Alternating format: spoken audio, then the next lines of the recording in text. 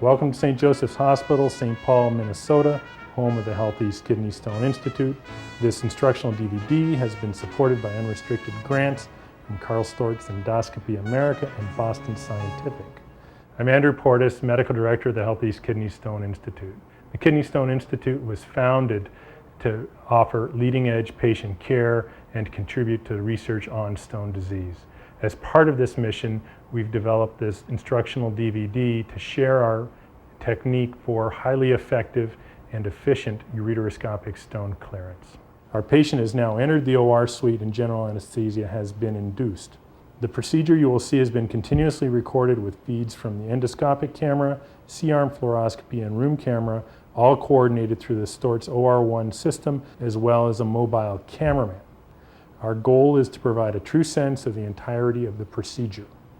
Dr. Peggy Pearl was the lead author of the multi-center lower pole 2 study, which examined the problematic lower pole stone in patients randomized to either shockwave lithotripsy or ureteroscopy. This important study was one of the first to use post-op CT scans to evaluate efficacy of stone clearance.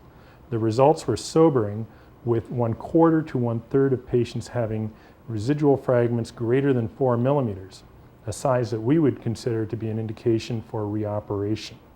The fundamental problem of stone clearance is that the stones which require therapy, those which are too large to pass, require fragmentation for removal. It is important to keep in mind that the number of fragments generated by lithotripsy of any type are related to the volume of the stone as opposed to the common currency of maximal linear dimension. In short, we make lots of fragments. It has been our philosophy that the patient is better served by active clearance of all possible stone and stone fragments. This remains a controversial issue as many leading urologists believe fragmentation alone is adequate, and there is concern that fragment extraction may be tedious, time-consuming, and hard on delicate, flexible ureteroscopes. To examine our more aggressive approach, we conducted a prospective trial and carefully followed intra-op factors and post-op outcomes in 58 patients. Briefly, all patients underwent primary ureteroscopy. There were no prior stents or recent failed treatments. Preoperative stone burden was limited to a maximum of 3 stones, and dimensions were between 5 and 15 millimeters in total aggregate maximal size. All patients had an access sheath placed and underwent laser lithotripsy after relocating all stones to a dependent upper pole calyx. An attempt was made to clear all fragments by basket extraction. The manuscript has now been published in the Journal of Urology. Briefly summarizing our result, post-operative CAT scanning is a challenging judge to satisfy. We categorized outcomes into the very difficult to achieve, absolutely stone-free, which is always desirable, but it must be kept in mind that the CAT scanner is sensitive to fragments smaller than can be physically retrieved. Fragments less than 2 millimeters, which we consider to be an acceptable outcome. Fragments less than 4 millimeters, where patients should be aware of their residual stone but do not necessarily require further treatment. And fragments greater than or equal to 4 millimeters, which are considered a treatment failure. For these patients, further therapy is recommended. Stone clearance rates were excellent at 2 and 4 millimeters, recognizing the difficulty in creating an absolutely clean CT. Specifically for lower pole stones, our method of stone relocation and active fragment extraction was significantly more effective than the lower pole 2 results. With our method, we were unable to demonstrate an impact of original stone position on stone clearance outcomes. After relocating all stones and attempting to clear all fragments, 95% of our patients have required only a single procedure. Our method begins with the patient in Trendelenburg position to create a dependent upper pole calyx. An access sheath is inserted in all patients to facilitate fragment extraction. In this schematic, a lower pole stone is then secured with a tipless basket, and the stone is transferred to the upper pole. Laser lithotripsy is performed and the fragments are passively controlled within the dependent calyx. All fragments are then cleared. We routinely close by placing a ureteral stent. Our patient today is a 20-year-old man with an 8 millimeter lower pole stone. He initially presented with an obstructing ureteral stone for which a stent was placed which had the effect of pushing the stone back up to the lower pole. Eswal was unsuccessful on 2 occasions, most recently 6 months ago, and he continues to have persistent flank pain.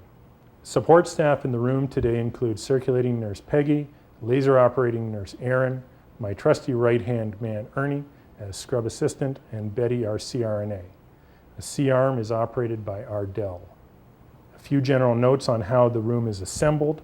This OR suite has been specifically designed to facilitate ureteroscopy, including the Stort's OR1 video system with boomed equipment boxes and flat screen monitors on articulating arms. Our OR table offers minimal interference with fluoroscopy and is capable of holding a 500-pound patient in Trendelenburg position. We set up the operative environment consistently for all cases with light, camera, and irrigation cables secured at the patient's right leg. The C-arm is operated from the patient's left-hand side. The left hand is tucked. The laser is close to the patient's right leg. So the patient is in a low lithotomy position. Good. You guys ready to do a tilt? Betty, Ardell? Say when. Go for it. Again, the patient's left arm is tucked to facilitate C-arm positioning. He'll now be tilted into a Trendelenburg position. A little more tilt if we could. The low lithotomy position helps keep the legs out of the surgeon and assistant's way once we have him tilted back. We routinely use a rigid cystoscope with a preloaded 8-French dilator to initiate stone procedures. Thank you. A little higher up, that stone's in the lower pole. Our 20-year-old young man is at low risk for unsuspected bladder pathology. The bladder is briefly inspected. The right ureteral orifice is identified and the 8-French dilator is placed gently in the distal ureter. A plug pyelogram demonstrates a normal ureter and collecting system. The stone is identified faintly on scout fluoroscopy, but no clear filling defect is demonstrated. A sensor guide wire is passed via the 8-French dilator to the kidney.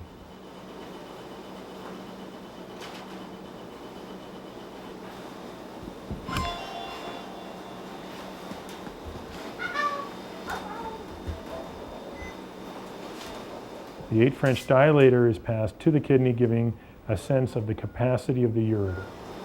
Good. Through.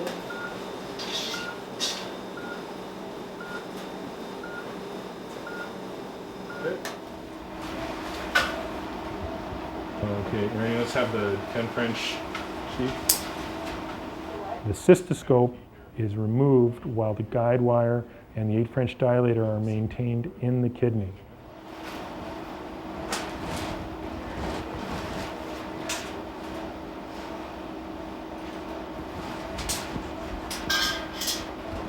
The 10 French sheath is passed easily over the 8-French dilator, indicating that the ureter will likely be accepting of the access sheath. So that went in easy.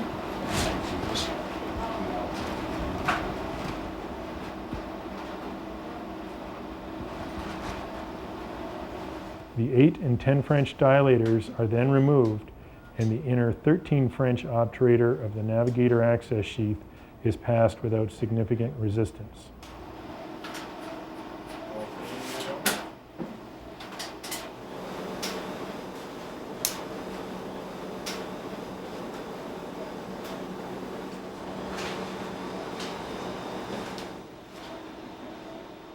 The entire access sheath is now inserted.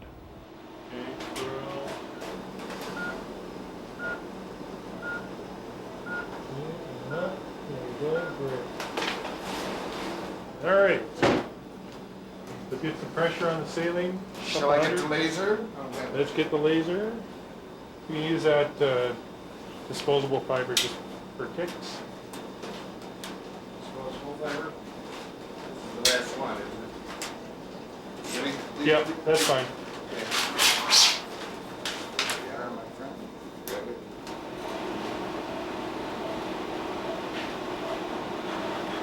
There it goes. Very well.